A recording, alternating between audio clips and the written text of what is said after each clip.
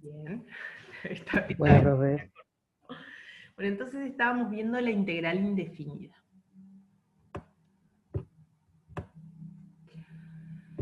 ¿Qué era la integral indefinida? Era lo siguiente. Supónganse que ustedes tienen una función que está definida en un intervalo a, b, en R, que le pedimos que sea integrable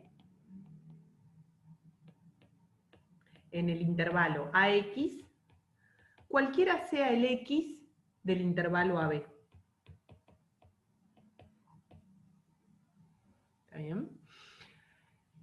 Bueno, en esas condiciones podemos definir otra función que le llamamos f mayúscula, que también está definida en el intervalo AB. ¿Y cuánto vale en cada x? Vale, bueno, la integral entre a y x de la función f. Que eso es un número que está definido porque justamente por hipótesis f es integrable en ax, o sea que existe ese numerito, ¿no? Esta función, fíjense qué pasa, por ejemplo, observación, f de a siempre es 0, ¿tá? Vale 0 porque la integral entre a y a, que es en un punto, es 0. Y también que, otra observación, si la función f es mayor o igual que 0, o sea, es decir, f de x mayor o igual que 0 para todo x en AB,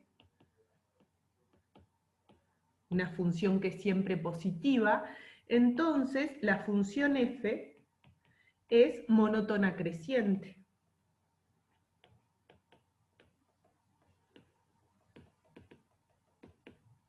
¿No? Porque fíjense que si la función f siempre es positiva, esta es f de x, digamos,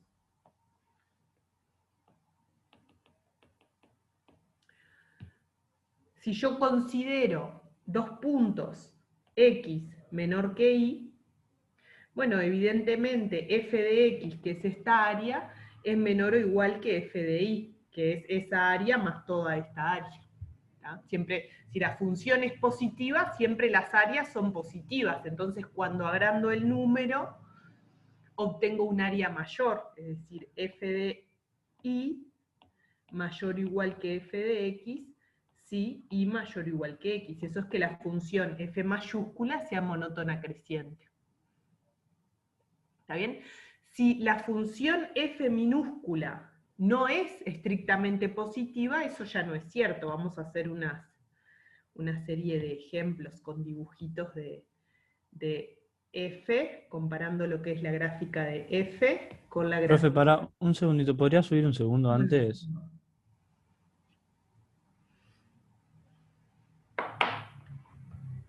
Profe, una Un poquito pregunta. más. Pregunte. ¿Por qué estamos yendo de A hasta B si la integral es de A hasta X? No, la cosa es así. Dada una función f que está definida en AB, o sea, ese es el punto de partida, o sea, ya para arrancar tenemos que tener una función que está definida en AB. No tiene por qué ser continua, tal. Voy a cambiar el dibujo para no entreverar. Voy a borrar esta partecita del gráfico. Si esta es la función f, es integrable, ¿tá? Pero no necesariamente continua. Esta es la función f.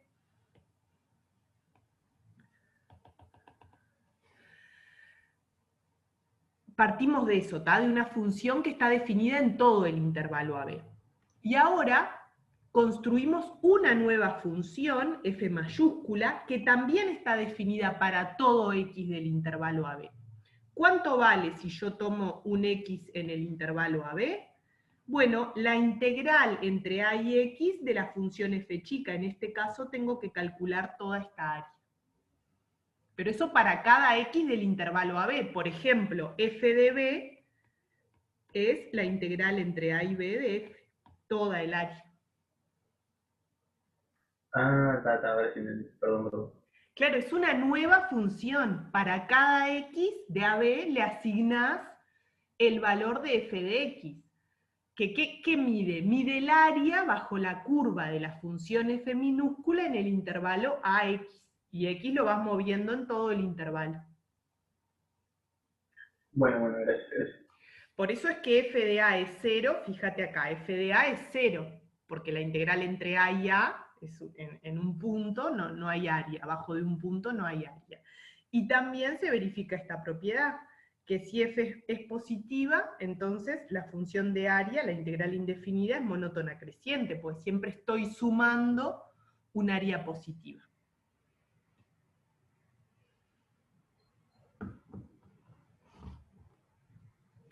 Ahí va, ¿más dudas sobre la definición de la integral indefinida antes de seguir? Profe, yo no termino de entender lo de f de a igual a 0. O sea, poquito más la integral de a, no entiendo. No, simplemente para decir una observación. Fíjate, ¿cuánto vale f en a? ¿Tá? Es la integral de a, pero la integral de a es 0. Es una propiedad de las integrales, o sea, fíjate que la integral de a, ¿qué quiere decir? Vos solo mirás lo que pasa acá debajo del punto A, no hay área, no hay ningún rectángulo, es 0 eso. Ah, ya lo vi. Gracias. No hay que mutear a alguien, no sé quién. Che, ¿qué más? Pregunten más, a ver, sobre la definición. Profe, yo no entiendo por qué indefinida. Ah, no, eso simplemente se llama el nombre, la integral indefinida, porque definida es cuando vos decís, bueno, la integral entre 1 y 3, la integral entre 3 y 2. Acá está indefinido el intervalo donde de integración cambia. Para cada x tenés un f de x. Es simplemente el nombre. Lo que no está definido es el intervalo de integración, varía con x. Profe, una preguntita más. La f, o sea, la función f que está en la integral, ¿también es con el intervalo que nosotros estamos tomando de x? No entiendo la pregunta, a ver.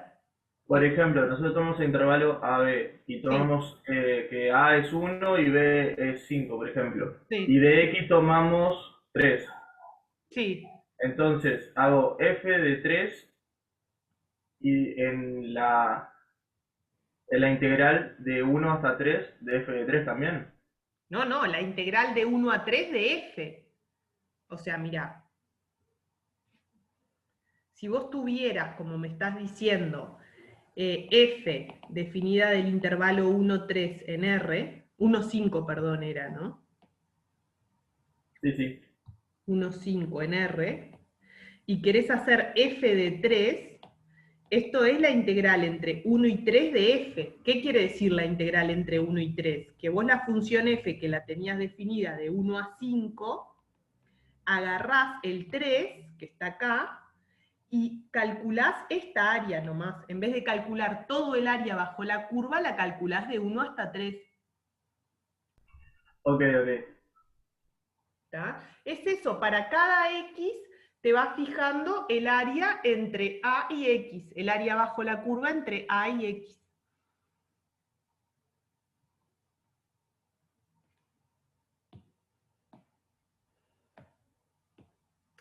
Bueno, entonces fíjense, a ver, capaz que con estos dibujitos que quiero hacer acá queda más claro. Voy a hacer unos dibujitos de lo que sería la función f y la correspondiente función f mayúscula.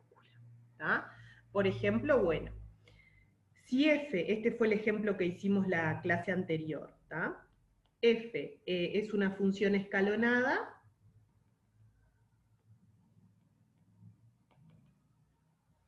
entonces, bueno, acá el gráfico de la función f nos había quedado lineal a trozos, siempre arranca en 0, recuerden, esta además como la función f minúscula es positiva, va a ser monótona creciente. Ah,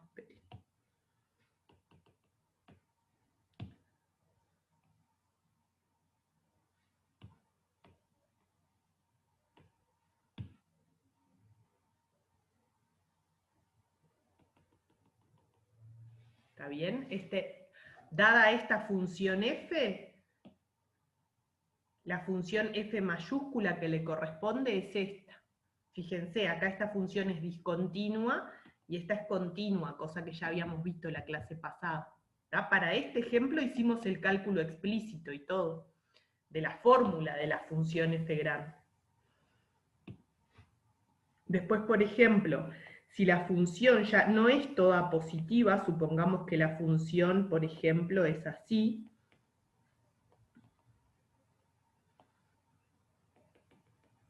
Imaginen que este es el gráfico de la función f minúscula.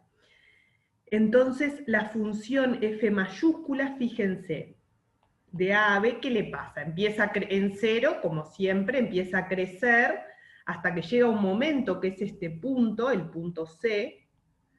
Cuando la función f minúscula pasa a ser negativa, las áreas que vamos sumando son negativas, o sea que empiezan a restar al valor del área que venía acumulando, y va a terminar en 0, en este caso que estoy suponiendo que esta área es igual a esta. ¿Está bien? Cuando haga la integral entre A y B voy a terminar en 0. ¿Se entiende? En ese caso, la f grande es curva, ¿no? ¿Sí? Sí, curva.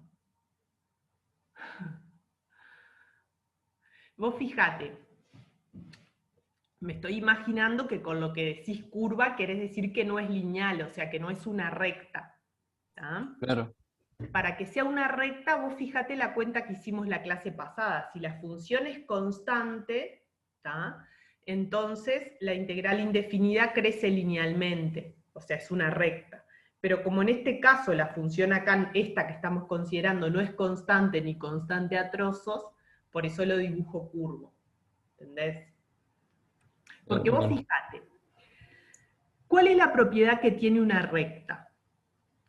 Es que la pendiente es constante.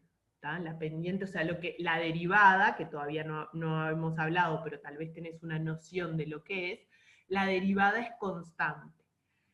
Y de alguna manera esa es la relación que estamos viendo acá. O sea, para vos tener una integral indefinida lineal, tenés que venir de una función constante. ¿Tá? Pero todavía, o sea, para demostrar eso nos falta, pero es real. O sea que si esta función no es constante, lo que ves acá no van a ser rectas, ¿se entiende?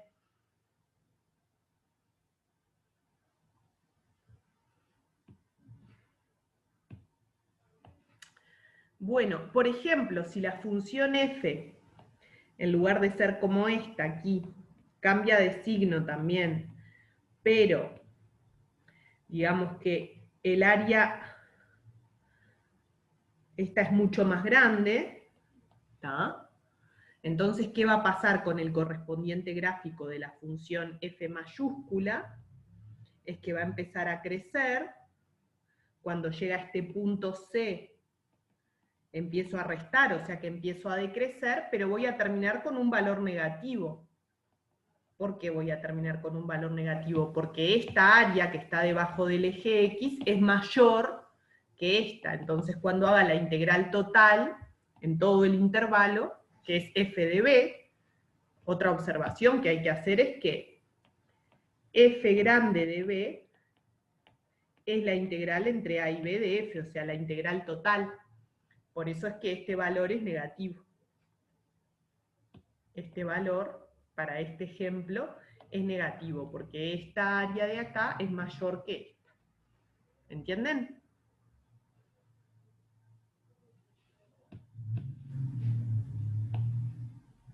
¿Podría repetir de vuelta el último ejemplo? Claro. Gracias. Vos fíjate que de este lado, acordate que está la función f. Y de este lado está la función f grande, que es la integral entre a y b de f. Entre a y x de f. ¿Tá? En particular, f en el punto b, es lo que marqué acá, es la integral entre a y b de la función f.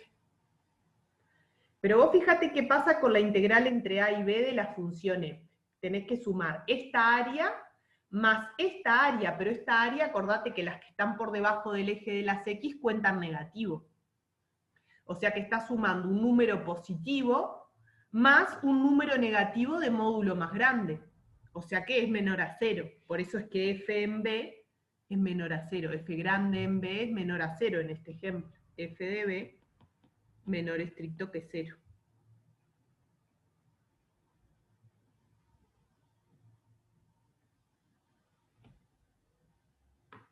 Gracias.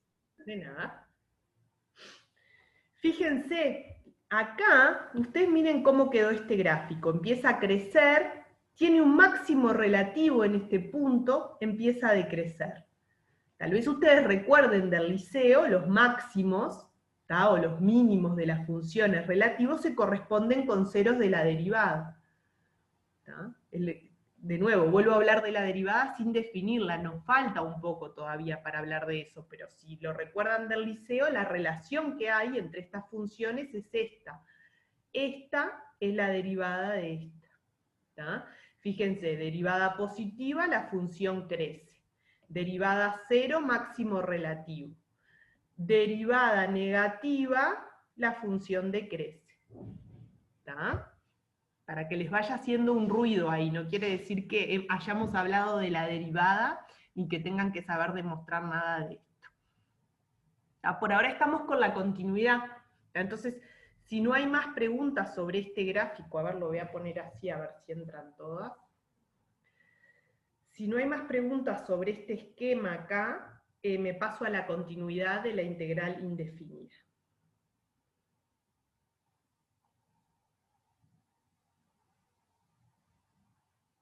¿Todos esos dibujitos se entienden? Sí. Bueno, seguimos entonces.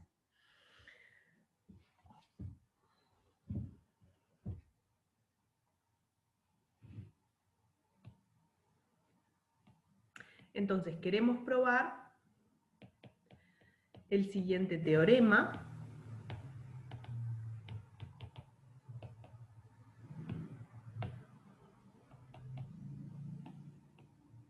Que es la continuidad de la integral indefinida.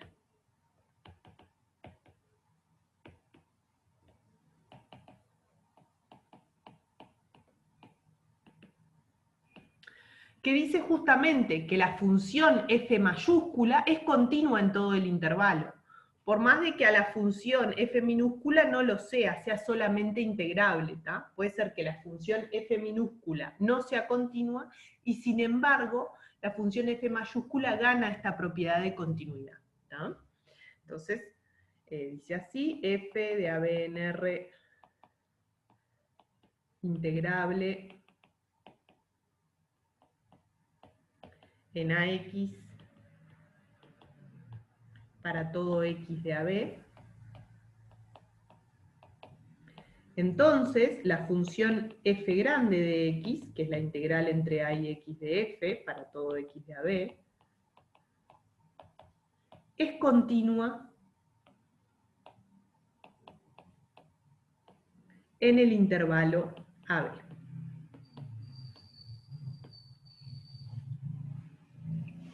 ¿Está? Entonces, antes de demostrarlo, quiero hacer algunas aclaraciones.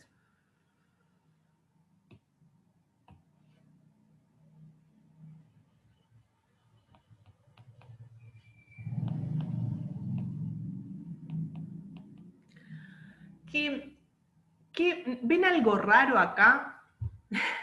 O sea, ¿ven algo que necesita aclaración? ¿Hay algo que no entienden qué significa de lo que pongo en este teorema?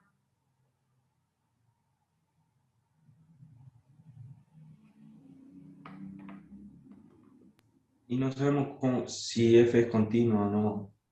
No, eso es lo que quiero demostrar. O sea, el teorema dice que si la función f chica es integrable, entonces la función f grande es continua.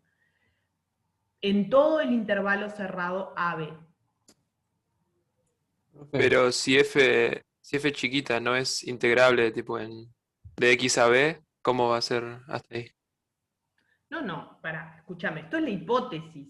La función f chica es integrable en ax para todo x. Eso no se discute. O sea, si no es integrable, no importa, este teorema no me dice nada. Lo que te dice es, si es integrable, entonces esta otra es continua. Si Claro, no, pero la otra no está definida en AB, ¿o sí? Porque no existe la... Tipo, si X fuera menor a B, no importa, pero esto es F. para todo x en AB. Ay, esto es para todo x en AB.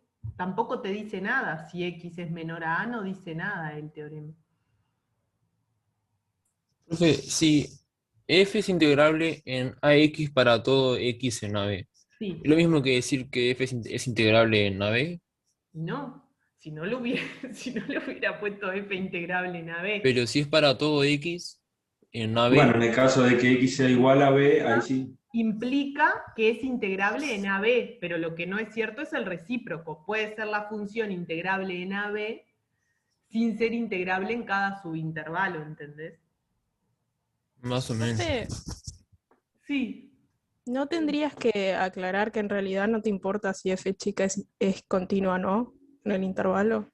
No, se deduce, porque, o sea, eso es cierto porque la hipótesis dice solamente que es integrable. Y ya sabemos que las funciones escalonadas son integrables y no son continuas. O sea que este teorema incluye que la función f minúscula no sea continua.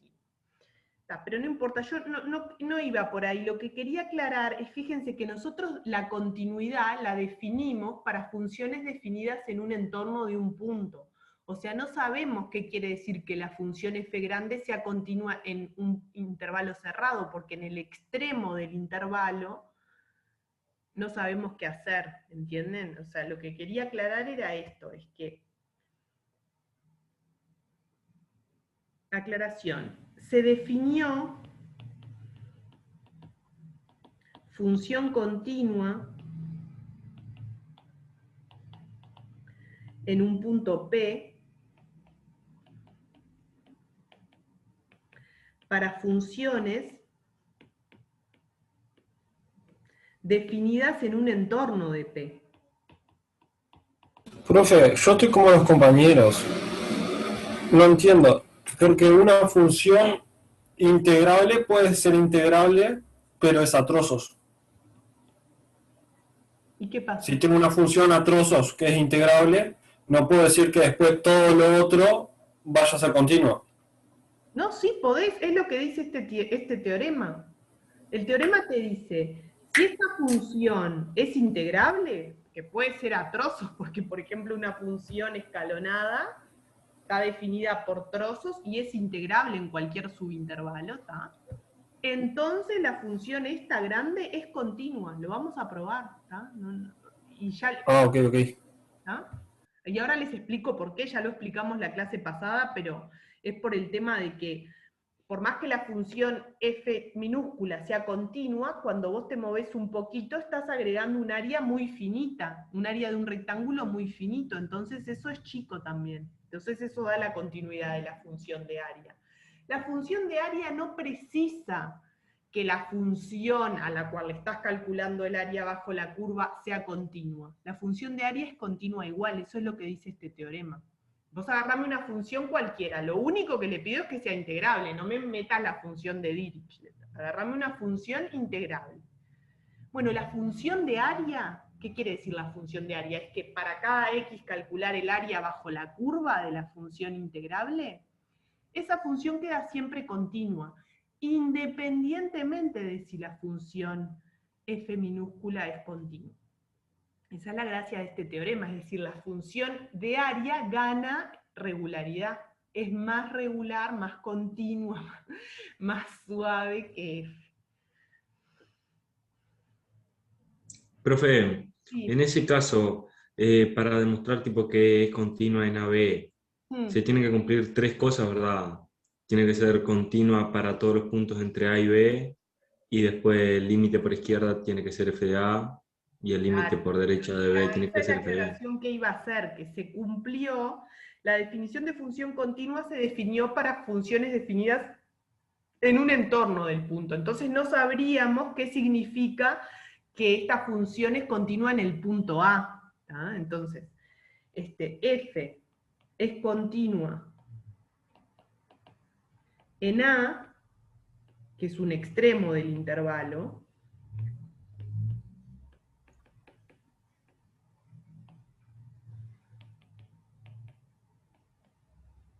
si el límite cuando x tiende a A por la derecha de f de x es f de A, ¿tá? Porque solo tiene sentido hacerle límite por la derecha en este caso, porque por la izquierda no está definida la función f.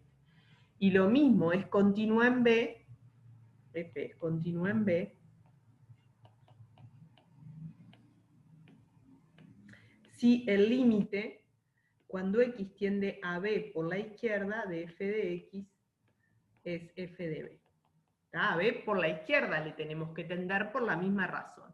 ¿Tá? Es un detalle, ¿tá?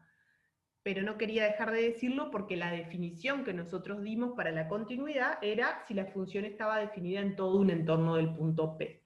Esa definición se puede generalizar de esta manera. En un extremo de un intervalo, bueno, hay que tomar el límite por derecha o por izquierda, depende de qué extremo del intervalo estemos considerando. ¿Tá? Bueno, otra aclaración, digamos, antes de la prueba, otra cosa previo antes de la prueba es que observemos, ya lo hicimos la clase pasada, pero ya que me volvieron a preguntar, ¿por qué se cumple el teorema?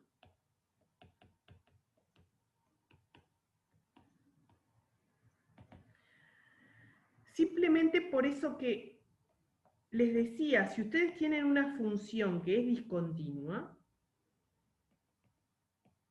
esta es f,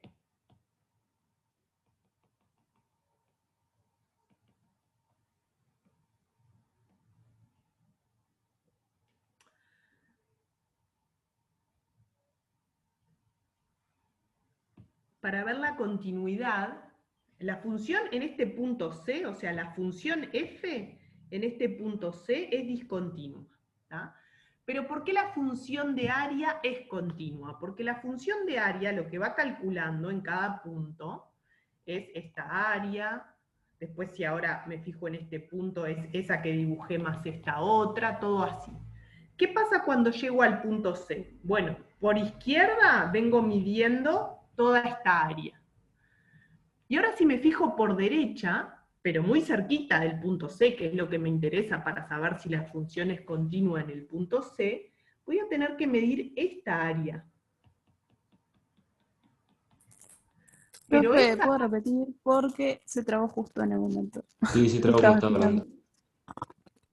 Bueno, que la función f grande, la función de área, cuando nosotros venimos mirando hasta el punto C, digamos, por izquierda, vamos midiendo el área tranquilamente, varía continuamente, y cuando la función f pega el salto, que sería la duda a ver por qué la función de área queda continua, es que si ahora nos miramos por derecha, ¿qué pasa con el área? O sea, cerquita del punto C, ¿qué pasa con la función de área? Estamos agregando un área que es muy finita.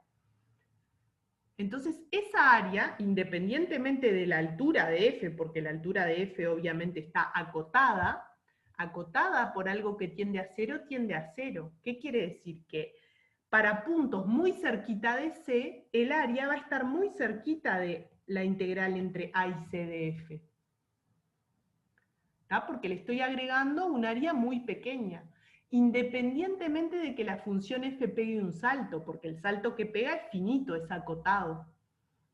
¿Se entiende? La integral entre A y C de f está muy cerca de la integral entre A y C más h de f, si h es pequeño. Profe, una duda. La demostración de acotado por tiende a cero, ¿esa la vamos a hacer o ya está hecha?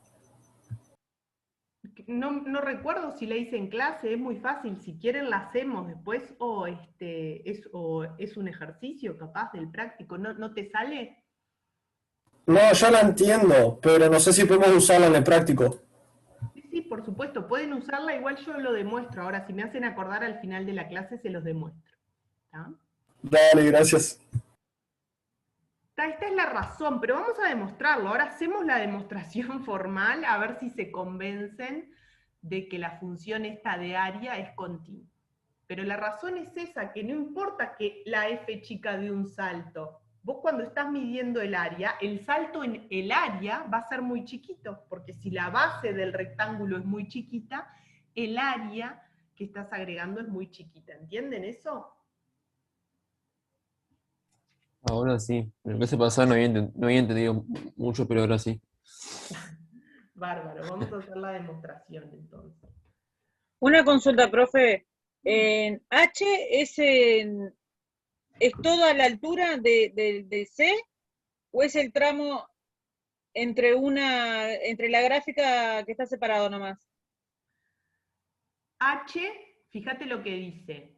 Si H es pequeño, C más H, me estoy refiriendo a este puntito de acá, C más H. Sería la base de ese rectángulo que vos estás agregando sería H, porque es bien, C más bien. H menos C. Bien, gracias. De nada. Bueno, entonces vamos a demostrar el teorema, ¿está? Demostración. Perdón, ¿qué es lo que dice ahí en rosado después de sí? Si De la integral de C más HA de F sí. Si H es H es pequeño. pequeño. Ah, ok, Claro. gracias. ¿Entendés? Gracias. Si H es pequeño, la integral entre A y C de F, que esto es F de C, está muy cerca de F de C más H. Claro, lo que no salta es el área abajo de la función, por más que la función sí salte. Exacto, exacto. La función salta, no es continua la función, pero el área no salta, el área varía continuamente, que es lo que se corresponde con este dibujo que lo calculamos explícitamente la clase pasada. Por más que la función tenga una discontinuidad acá en el punto C, la función de área no tiene una discontinuidad, tiene simplemente un cambio de pendiente. Sí, fantástico, gracias. Es fantástico, la verdad que diste en el clavo con la palabra que utilizaste. Es fantástico. Entonces, quiero probar esto, ¿tá? Quiero probar que F grande es continua en P para todo P en AB, ¿tá? Porque yo quiero probar que es continua en todo el intervalo. Entonces, ¿qué cuenta tengo que hacer? Siempre si yo quiero probar que F es continua en el punto P. O sea, sí o sí, ¿qué cuenta tengo que hacer? El límite. ¿Qué límite? El límite de f cuando x tiende a p. El límite de f de x cuando x tiende a p. Muy bien, por lo tanto, ¿qué cuenta tengo que hacer? ¿Está bien lo que estás diciendo? Y para saber que ese límite vale f de p, ¿qué cuenta tengo que hacer? La distancia f que es al límite. O sea, en este caso, la distancia de f de x, ¿a quién? A p. A f de p. p. Recordad que una función es continua en p si f de x tiende a f de p. Entonces, recordar, esto, grábenselo, porque es siempre así. Si ustedes les piden demostrar que algo es continuo, hagan esto, ¿tá? Recordar que siempre se calcula la distancia f de x a f de p. Siempre. ¿tá? Se calcula esa distancia de f de x a f de p. ¿Por qué? Porque es la definición de continuidad. Si yo quiero mostrar que f es continua en p, tengo que mostrar que esta distancia es pequeña si x está cerca de p. ¿tá? Esa es la definición de continuidad. O sea que tengo que calcular el valor absoluto de f de x menos f de p. ¿no? Profe, una cosa. Esto me hizo acordar a ejercicios que hacía el año pasado de los que tenías que estudiar el límite en funciones partidas para demostrar que eran continuas y luego hallar derivadas.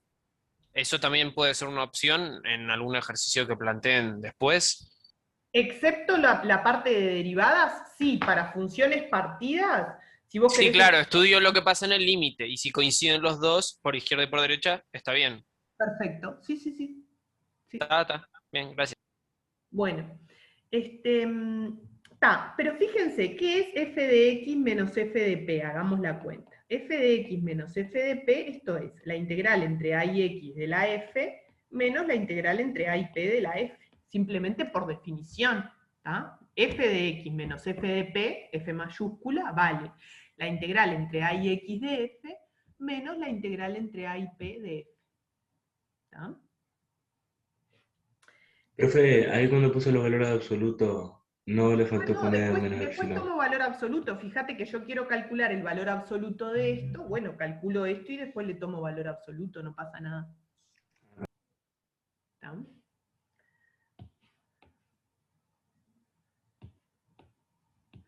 Lo que digo es que esto de acá no es otra cosa que la integral entre p y x de f.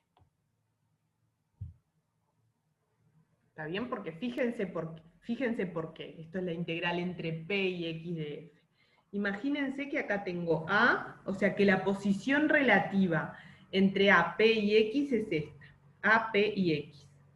Entonces, si yo estoy haciendo la integral entre... Perdón, acá no está bien. Si yo estoy haciendo la integral entre a y x, ¿tá? De f, y le resto la integral entre a y p, bueno, me queda, lo que me sobrevive es la integral entre p y x, ¿se dan cuenta? Sí. Y como x tiende a p, Pero pará, no, acá no estoy tomando ningún límite todavía. Esto Ah, sería claro. si p es menor que x, ¿está? Ahora, ¿qué pasa si p es mayor que x? O sea, tenemos a, x y p. Si yo hago la cuenta que tengo ahí, que es la integral entre a y x menos la integral entre a y p, o sea, es menos esto, ahí el valor que obtendría es menos la integral entre x y p de f. Pero eso es lo mismo que la integral entre p y x de f. O sea, este es el cálculo cuando p es mayor a x. O sea que en cualquier caso, ya sea que p es menor a x o que p sea mayor a x, la diferencia f de x menos f de p, f grande de x menos f de p, siempre da este número de acá, que es la integral entre p y x de f. ¿Entienden?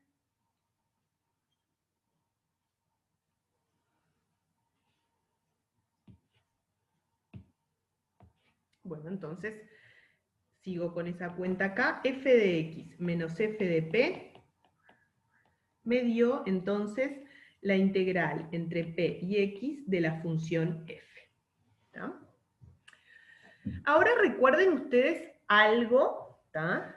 Recuerden lo siguiente, recordar que existe un m positivo tal que menos m es menor o igual que f, menor o igual que m. ¿Está bien? La función f está acotada. Nosotros definimos función integrable para funciones acotadas.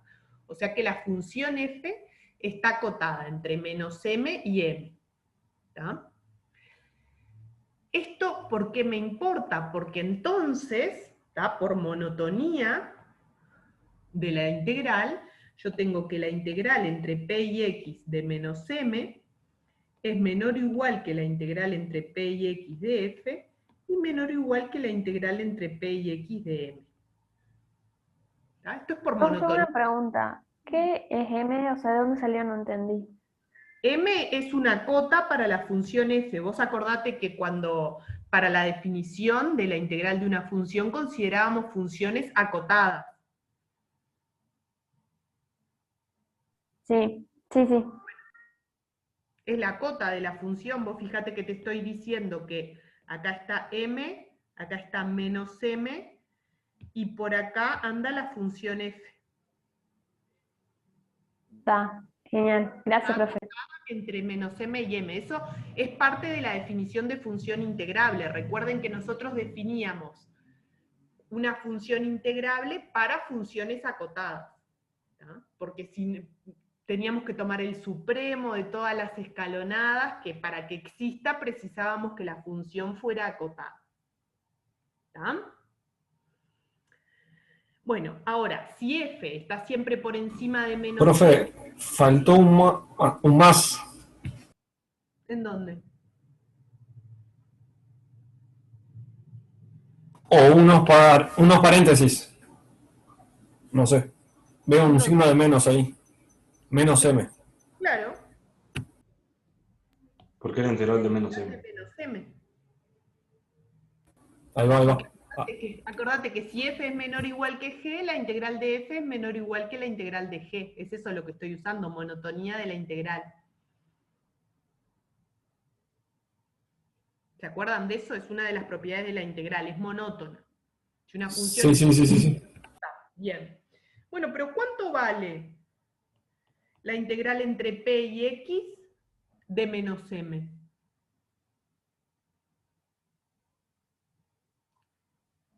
Menos la integral de m. ¿Verdad? Pero te estoy preguntando el valor. Es una función constante, muchachos. Me tienen que saber calcular el valor. X menos P por M. Por menos M. Menos M, y acá le ponemos el valor absoluto de X menos P, porque no sabemos cuál es más grande que el otro, pero la base es el valor absoluto de X menos P. ¿Se dan cuenta? O sea, esta integral, la integral entre P a X de menos M, vale menos M por el valor absoluto de X menos P, porque eso es base por altura. ¿Está? Lo voy a escribir por las dudas, acá esto es base por altura. ¿Está? Es un rectángulo en este caso el área que estamos calculando. Bueno, esto es menor o igual que la integral entre P y X de F, que es menor o igual que M por el valor absoluto de X menos P. ¿Está? Que de nuevo es base por altura. Bueno, pero entonces fíjense a lo que llegamos. Llegamos a que menos M por el valor absoluto de X menos P es menor o igual que F de X menos F de P, menor o igual que M por el valor absoluto de X. Dividís todo sobre X menos P. ¿Para qué? ¿Para qué voy a dividir sobre X menos P? No, pensé que quedaba mejor. No, porque mirá, ni es necesario. Miro Porque esto. ahí queda la definición de derivada. Capaz por eso. Nadie está hablando de derivada. Acordate que acá no hemos ni definido derivada. Pero saldría por ahí. Andaría. Si vos quisieras probar algo sobre la derivada, pero nosotros no queremos probar nada sobre la derivada, solo queremos probar que la función f grande es continua. Pero la derivada de eso va a ser la f. No importa. Pará, falta como 3 meses para demostrar eso, pero o sea, a lo que voy es, te entiendo, si yo divido acá por x menos p, en el medio me queda la definición de derivadas y después tomo límite, pero eso no me sirve para nada para esta demostración que estoy queriendo hacer porque no tiene nada que ver con la derivada. Yo lo que estoy tratando de demostrar es que la función f grande es continua. De hecho, no va a ser derivable. Mirá en este dibujito. En este dibujito uno puede ver que la función f es continua, pero derivable no es, porque acá en este punto no existe la derivada. ¿Te das cuenta? O sea que me doy cuenta. Es mentira que la función f grande es derivable, en este caso. Pero lo que es cierto es que es continuo. Más dudas, a ver, capaz que estoy yendo muy rápido, pregunten más hasta acá, dudas hasta acá.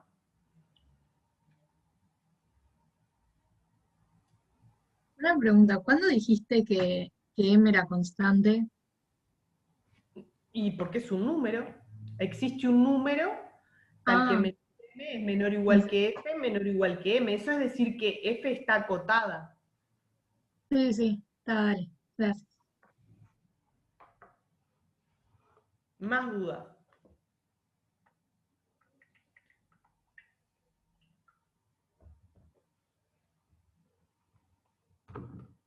M es cota superior y al mismo tiempo cota inferior de F. Menos M es cota inferior. Menos M es cota inferior de los f de x y M es cota superior.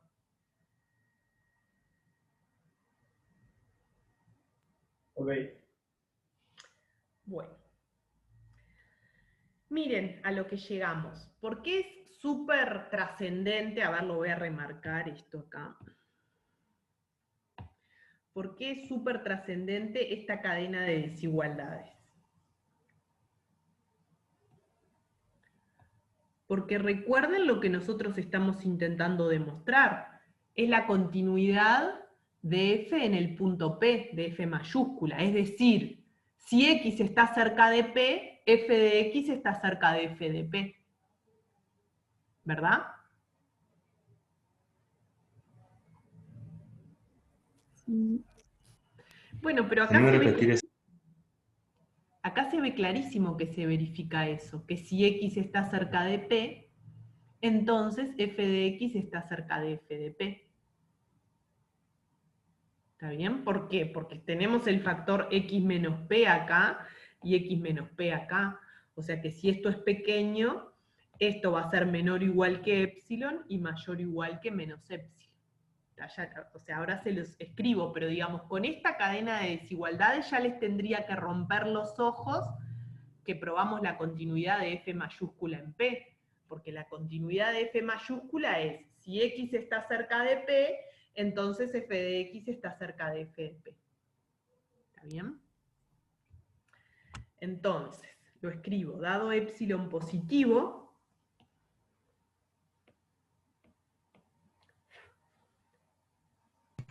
tomamos delta igual a ¿quién? A epsilon sobre m. ¿Está? Dado un epsilon positivo, tomo delta igual a epsilon sobre m. Por lo tanto, ¿qué cadena de desigualdades obtengo? Que si x menos p es menor a delta, entonces voy a escribirlo así, por lo tanto,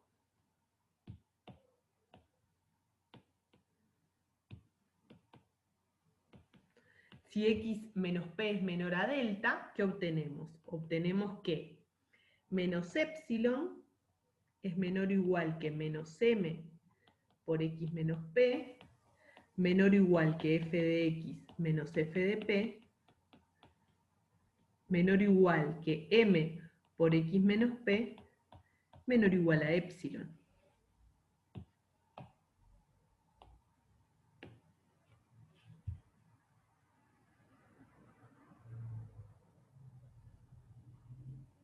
O lo que es lo mismo, menos epsilon menor o igual que menos f de p, menor o igual a epsilon.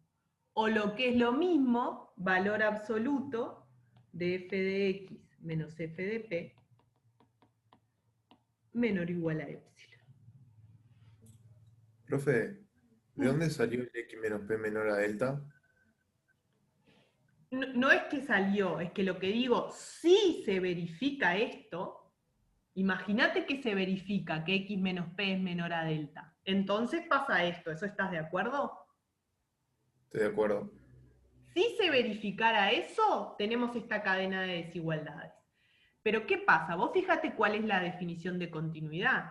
La definición de continuidad es que si a vos te dan epsilon, vos seas capaz de dar un delta, tal que si x menos p es menor a delta, se verifique que f de x menos f de p es menor a epsilon.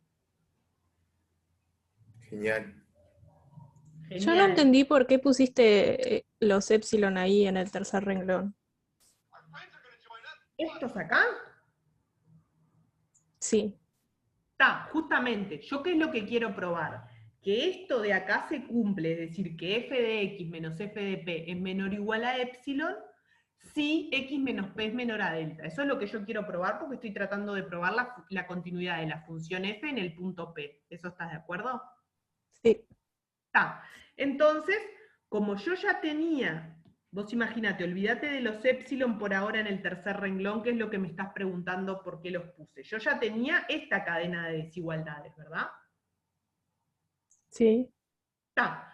Pero si vos me das epsilon y yo te devuelvo delta igual a epsilon sobre m, Yo ya sé que si x menos p es menor que delta, entonces m por x menos p es menor que epsilon. Porque x menos p es menor que epsilon por m, me queda m por epsilon por m, ¿entendés? M por epsilon por m es menor que epsilon. Esto en realidad, puedo poner menor estricto además acá.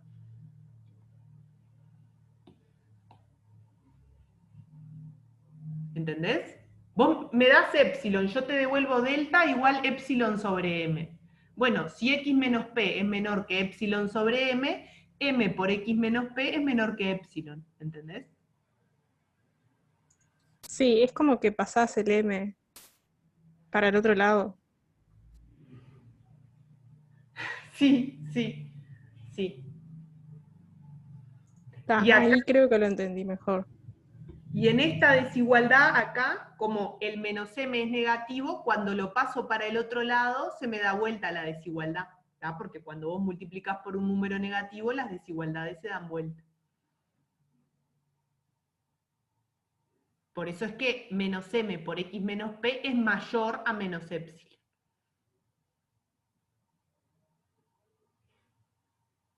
Creo que lo entendí, gracias.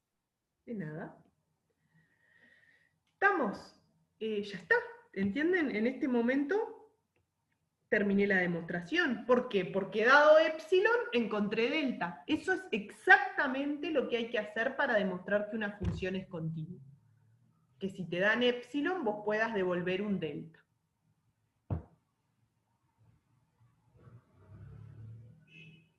Una pregunta, profe. En el renglón, es en el renglón 3, tipo, entendí lo que explicaste recién a la chica, de m y eso porque te quedó menor que epsilon y mayor que menos epsilon. Ajá. Pero después, ¿por qué sacás, o sea, el menos m por x menos p y después, ¿entendés? O sea, ¿por qué después se van? No me interesa, ya lo usé. Fíjate. Una vez que si vos ya entendiste que esta cadena de desigualdades se cumple, no me importa el m por x menos p, lo único que me importa es esto, que se deduce de lo anterior. O sea, no me importa qué pasa ya con m y con x menos p. Ya demostré que f de x menos f de p está entre menos epsilon y epsilon, que era lo que yo quería probar. Claro, te quedas con eso para poder después tomar el valor absoluto y llegar a eso. Claro. Gracias. Si querés, este renglón en realidad, ocultalo, no importa, igual deducí lo mismo del renglón anterior. O sea, del renglón anterior ya se deduce que f de x menos f de p en módulo es menor que epsilon. Ahí va, gracias. Se puede pasar de este renglón a este directamente. Profe, tengo una pregunta. Sí. Pregunte. ¿Te tomaste delta igual a epsilon? ¿Te tomaste delta igual a epsilon sobre m por conveniencia o por algo? Por conveniencia, porque vos fijate. ¿Cuál es el juego de la continuidad? Esto es siempre igual y es importante que lo entiendan. Te dan epsilon, vos devolvés delta. ¿Qué delta devolvés? Lo elegís vos, el que te convenga. A mí acá me conviene epsilon sobre m. Ah, está, o sea, si en otro caso me conviene, no sé, delta igual a epsilon sobre 2, lo pongo. Obvio. En otro caso. Ah, está. Delta lo das vos. El tema es que si a vos te dan epsilon, vos puedas devolver un delta. Si eso lo podés hacer, la función es continua. ¿Tá? Para el delta tenés libertad de elegirlo. Dado epsilon, vos das delta. Está, pero para claro, epsilon, me das como, sé si ese... Epsilon tiene que ser cualquiera. Cualquier epsilon que a vos te dan, vos tenés que ser capaz de devolver un delta. ¿Tá? Claro, pero ¿cómo sé que si el delta que doy va a caer dentro del epsilon? Ah, no, eso depende de la función, por eso es que eso depende de la función. En este caso, como mi función me quedó acotada entre menos m por x menos p y m por x menos p, yo ya sé qué delta tengo que elegir, epsilon sobre x menos p. Digo, ¿qué delta tengo que elegir? Es epsilon sobre m. Pero es porque Claro, yo ya está acá, sabía que bien. mi función cumplía esto. Está, bien, gracias. Más dudas.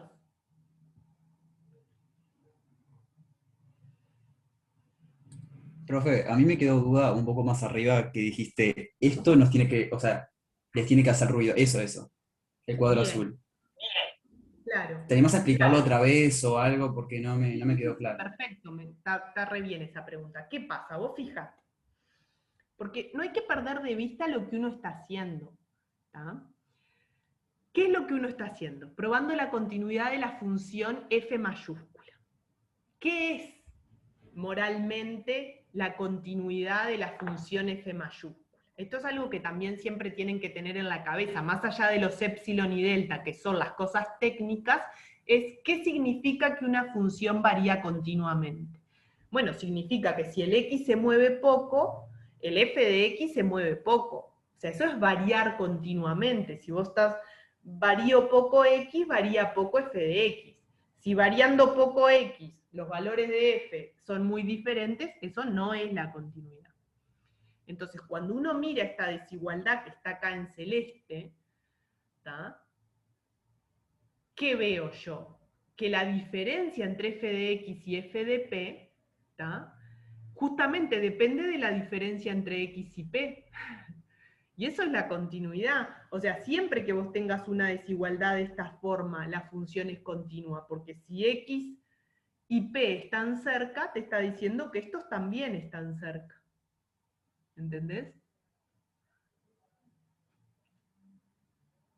Si x se mueve poco, f de x se mueve poco.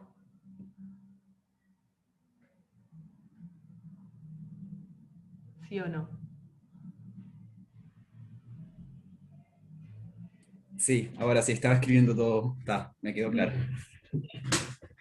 ¿Entienden eso? Una vez que vos por eso hay que volver acá también, les vuelvo acá, siempre se calcula f de x menos f de p. Si vos por cualquier medio posible podés probar que esta cantidad de f de x y f de p es chica si x está cerca de p, ahí ya probaste la continuidad.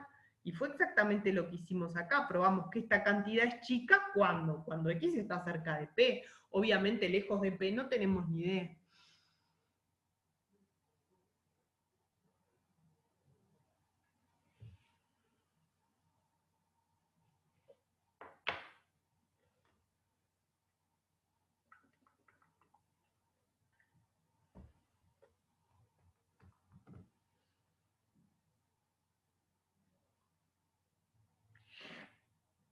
¿Más preguntas?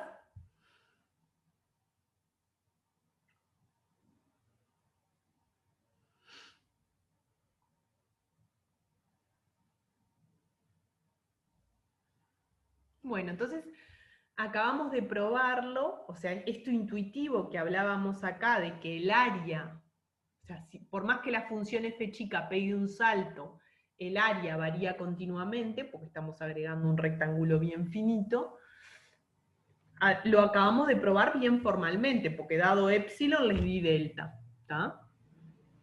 ¿El delta con qué tenía que ver? Con la cota de la función f. ¿Tá? Si f no puede variar más que dentro de m y m, entonces el área no va a poder variar más que el área de esos rectángulos, que son los que están en esta desigualdad acá. ¿Tá?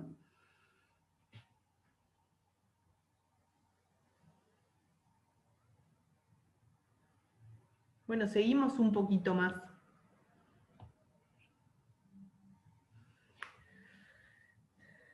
Esperen, antes de seguir hago un pequeño recreito para ir al baño, que me estoy haciendo, ya vengo.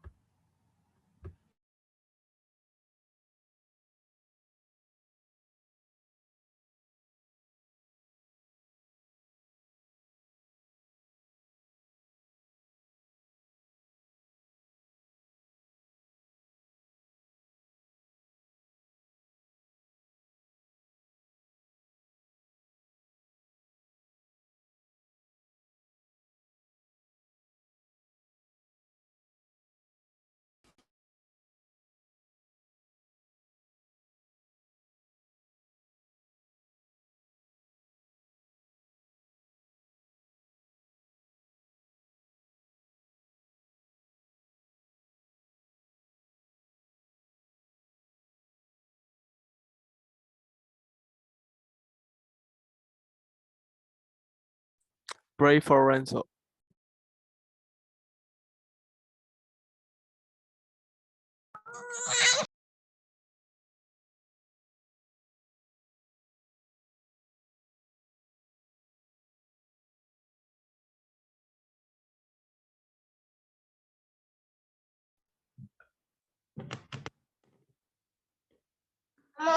Estamos chupando como locos. Estamos chupando como locos. De lujo con mi abuelo. Vino. Rico con hielo. Tranquilo, crack, no vayas a matar a alguien de risa.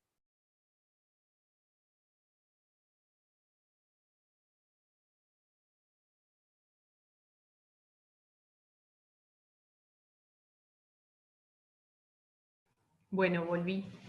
Seguimos.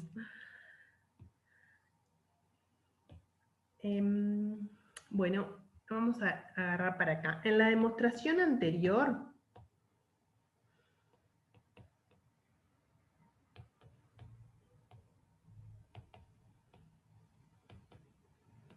utilizamos un caso particular de un resultado más general que llamamos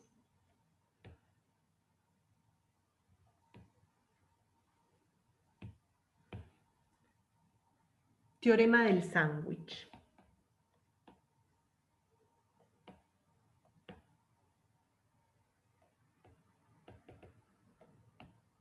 Para los que no hemos almorzado, allá no viene hambre. ¿Tá? Es un teorema que le decimos del sándwich. Dice esto, fíjense. Dice, sean f, g y h funciones que están definidas en una bola reducida de centro P y radio R, para algún R positivo. ¿Tá? Tenemos tres funciones que están definidas en una bola reducida alrededor del punto P, que además verifican que f de x es menor o igual que g de x, menor o igual que h de x, para todo x, de la bola, ¿no? Para todo x donde están definidas. Y además, el límite, cuando x tiende a p de f de x, es igual al límite cuando x tiende a p de h de x. ¿Tá? Entonces, lo que podemos deducir es que el límite, cuando x tiende a p de g de x, que es la que queda ensanguchada entre f y h, también es el mismo límite. O sea, esperen que le voy a poner nombre a este límite. Profe, ¿eso también se ve como el límite de la función comprendida o no es lo mismo? Sí. Sí, Ah, límite de claro. la función comprendida, y también se le dice teorema de intercalación. ¿Tá? Fíjense por qué es un sándwich o una comprendida o una intercalación, porque fíjense lo que en el dibujo, ¿qué quiere decir? Ustedes tienen dos funciones que tienden a L en el punto P, es decir, que si este es P y este es L, tenemos la función F, que puede hacer algo así. La función, esta es F. La función H hará otra cosa, no sabemos, es más grande, pero también tiende a L en el punto P. Y después tenemos una tercera función que queda comprendida o ensanguchada entre esas dos. O sea que tiene que pasar justito por acá. O sea que necesariamente como que las otras dos la están obligando a tener límite L también, ¿entienden? O sea, si F y H, las dos, tienen límite L cuando X tiende a P, bueno, entonces la función G no tiene otra, si está ensanguchada entre las dos, que es esta hipótesis de acá, no tiene otra que también tener límite L cuando X tiende a P. ¿Esto, profe, se puede usar para continuidad? Claro. Si tengo una F que es más grande, o una H en este caso, que es más grande que G, H continua en 0, G va a ser continua en 0. Si G está entre F y H y las dos son continuas en 0. Pero en el caso de que sea menor, No, que no o sea, tenga F. esta hipótesis se tiene que verificar. Y ahí no O sea, están vos- sanguchados. Si no, no está ensanguchada. Esto es hipótesis. O sea, para vos poder concluir esto, necesitas que se verifique que la función esté ensanguchada. O sea, tenés que tener una función ensanguchada entre los dos. Está Por eso buenísimo. les digo que esto fue lo que usamos en el teorema anterior. Miren acá. Miren acá qué le pasa a la función f de x menos f de p. Está ensanguchada entre dos funciones que tienden a 0 cuando x tiende a p. Por lo tanto, f de x menos f de p tiende a 0 cuando x tiende a p.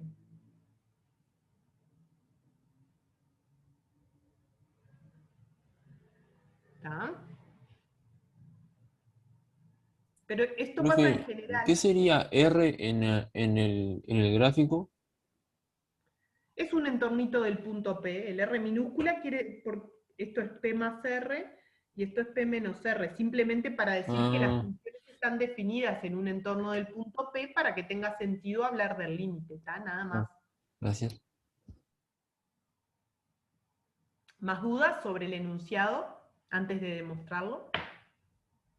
¿Y qué tiene que ser continua o no es necesario? No, habla solo de límites este teorema, pero vos fijate, ¿se puede aplicar a la continuidad? ¿Cómo? ¿Tá? Vos imaginate que tenés tres funciones en esta situación, ¿tá? Y que imaginate que f y h las dos son continuas en el punto P, o sea que el L es f de P. Además de que exista el límite, sea f de P y que es igual obviamente a h de P. ¿Tá? ¿Qué podés concluir entonces? Que la G también tiene límite, tiene el mismo límite que f de P y que h de P, cuando x tiende a P. Pero por estar ensanguchada, G de P tiene que valer lo mismo también, porque G de P es menor o igual que h de P y mayor o igual que f de P, que son iguales. ¿Entendés? Claro, y si fuera, por ejemplo, F continua y H no, No, ¿qué ahí pasaría en no este puedes caso? decir nada, porque vos precisás que el h también tenga el mismo límite. Ah, claro, está bien. O sea, eso es parte de la hipótesis, que el límite cuando x tiende a p sea igual de f, sea igual al límite cuando x tiende a p de h, es parte de la hipótesis.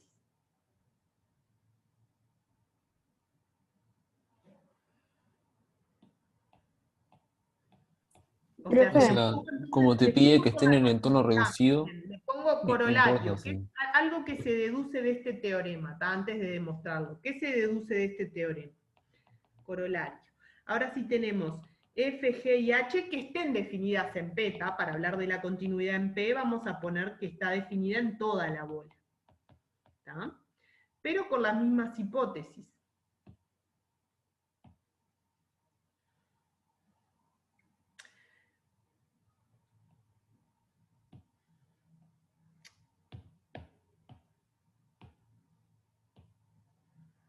Que la G esté ensanguchada entre F y H. Y además, F continúa en P, H continúa en P, y F en P igual a H de P. Que esto sería, fíjense que esto se deduce de esta hipótesis, que tengan el mismo límite. Uno, si H es continua, tiene que ser H de P, y si F es continua, tiene que ser F de P. O sea que estamos pidiendo que F de P sea igual a H de P. Entonces, ¿qué se deduce? Que G es continua en P, y además, G de P es igual a H de P y a F de P. ¿Se dan cuenta? Esto en el dibujo, si las funciones están definidas en P y L es f de P, justamente G en P tiene que ser igual a H de P igual a F de P. ¿Está?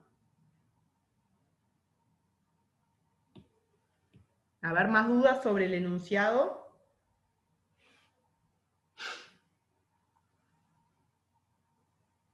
Bueno, lo demuestro entonces. Bueno, perdón. No, me queda una duda sobre lo de que tienen que ser continuas. O sea, si no son continuas no puede estar ensanguchado G. O no, No, sé, no, no entiendo. está entreverada. Esto, quiero decir, asumiendo que este teorema es cierto, que lo tenemos que demostrar, ¿ah? Se deduce que si la F y la H son continuas en P, o sea, eso es parte de la hipótesis, entonces la G también es continua en P. Eso es parte de la hipótesis del corolario, no de lo otro. Claro. Bien. O sea, si F es continua y H es continua, lo que podemos deducir es que G es continua, ¿está? Ahí va, data, eso, gracias. Es otra forma de decir lo mismo, pero en lugar de usar límites, usando la continuidad. Bueno, demostración. ¿Está? Fíjense, la demostración de que el teorema del sándwich, o sea que tenemos todas estas hipótesis, las voy a copiar.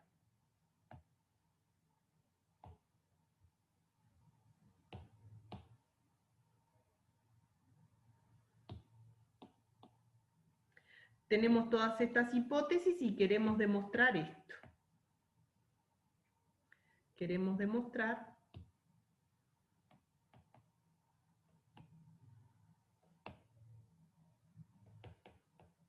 que el límite de la G también es L.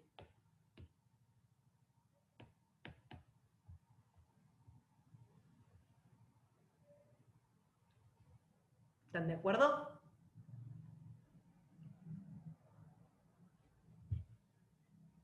¿Sí?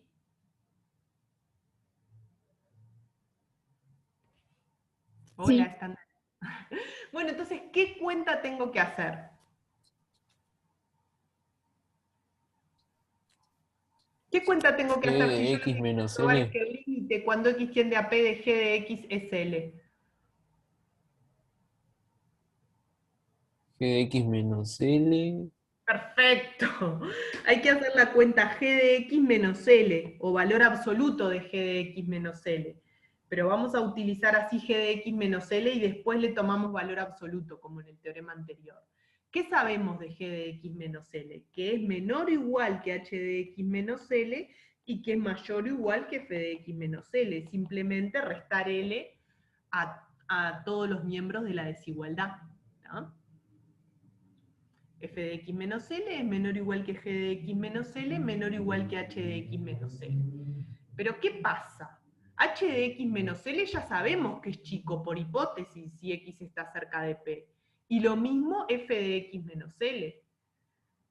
Y entonces justamente como G de X menos L queda ensanguchado, también va a ser chico. Ahora se los escribo con epsilon y delta, pero dense cuenta que estamos en la misma situación exacta que en el teorema anterior. Porque me quedó la cantidad que yo quiero demostrar que es chica, me queda encerrada entre dos cantidades chicas. ¿Está? Dado epsilon positivo, yo sé que existe delta positivo, tal que h de x menos L es menor que epsilon, y además f de x menos L mayor que menos epsilon. Esto sí, x menos p es menor a delta. ¿Está bien? Porque si x menos p es menor a delta, yo sé que h de x menos L está entre menos epsilon, y f de x menos L también está entre menos epsilon y epsilon. Eso por definición de límites. La hipótesis que tengo es que f y h, las dos tienen límite L. ¿Está? Por lo tanto, si x menos p es menor a delta, obtengo que menos epsilon es menor que g de x menos L menor a epsilon.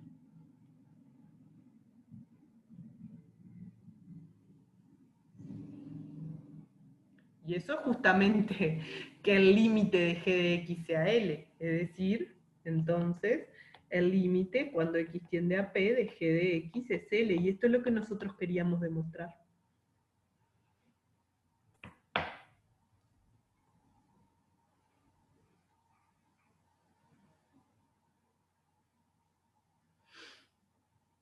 Profe, no entiendo por qué f de x menos L es mayor a menos epsilon. Por la definición de límite, vos acordate que tenés de hipótesis que el límite cuando x tiende a P de f de x es L. ¿Eso qué quiere decir? Que el valor absoluto de f de x menos L es menor a epsilon si x menos P es menor a delta.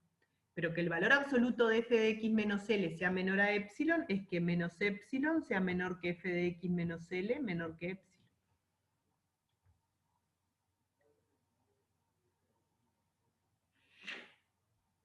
¿Entendés? Es la definición de límite.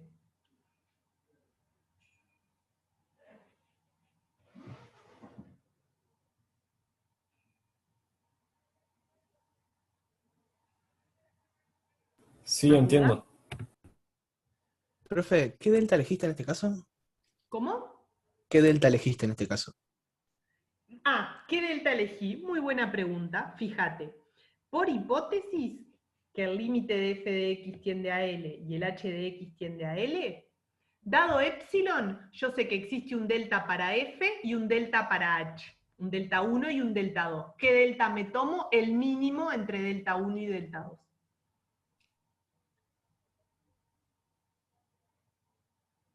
Para que se cumplan las dos cosas. Claro. Ok, gracias.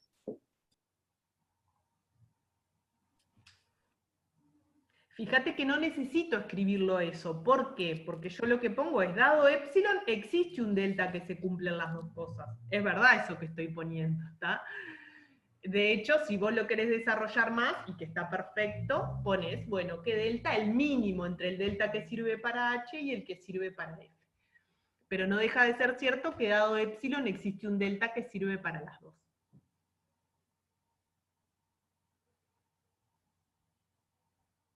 Más dudas.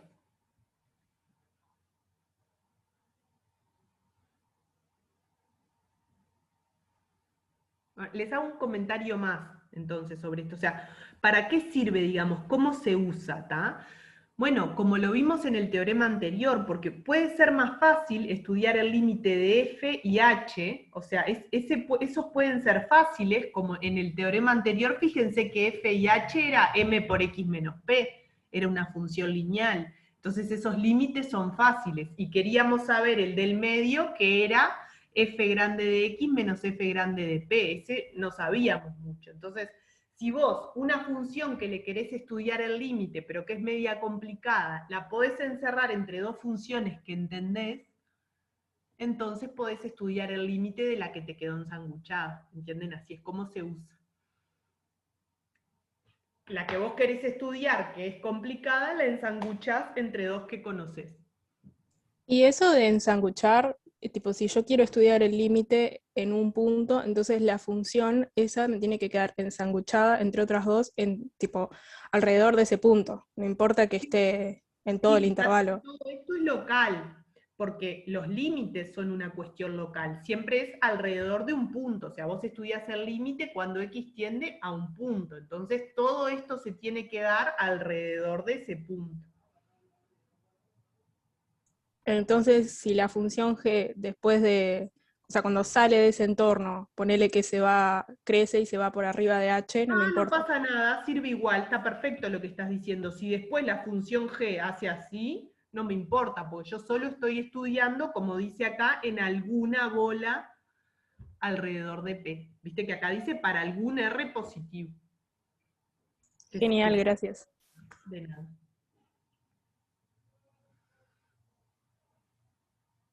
¿Más preguntas? Yo tengo una sobre el teorema anterior después de esto.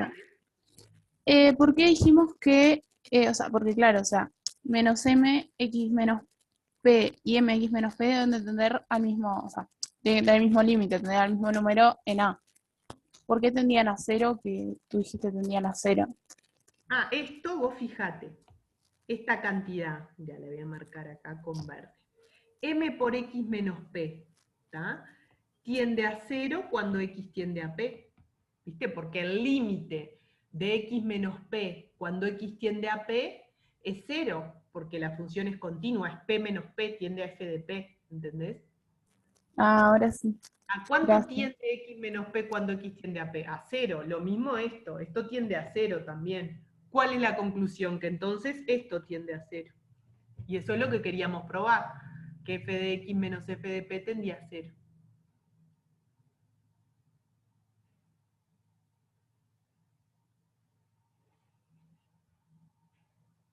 ¿Más dudas?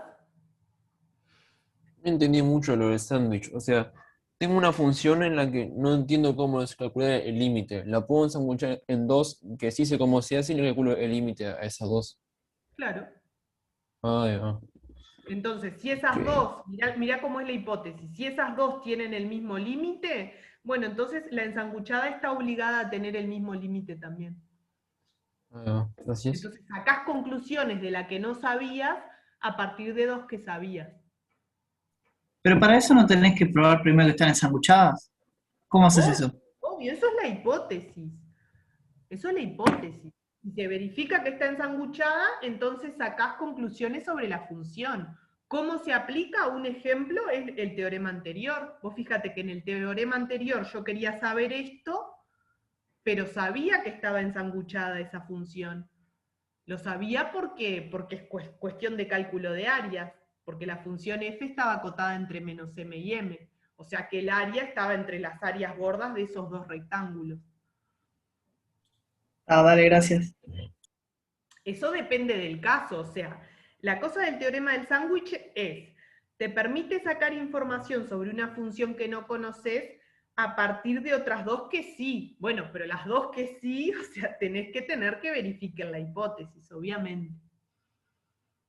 O sea, si se fijan en el teorema ese anterior, lo usamos con dos rectas, es decir, en el teorema de la continuidad de la integral indefinida, ¿tá? Se usó con dos rectas.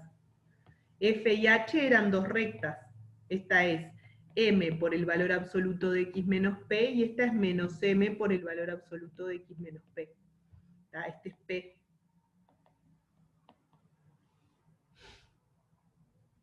Y la función f de X menos f de P quedaba ensanguchada entre esas dos. No sabemos qué hace, pero quedaba ensanguchada entre esas dos.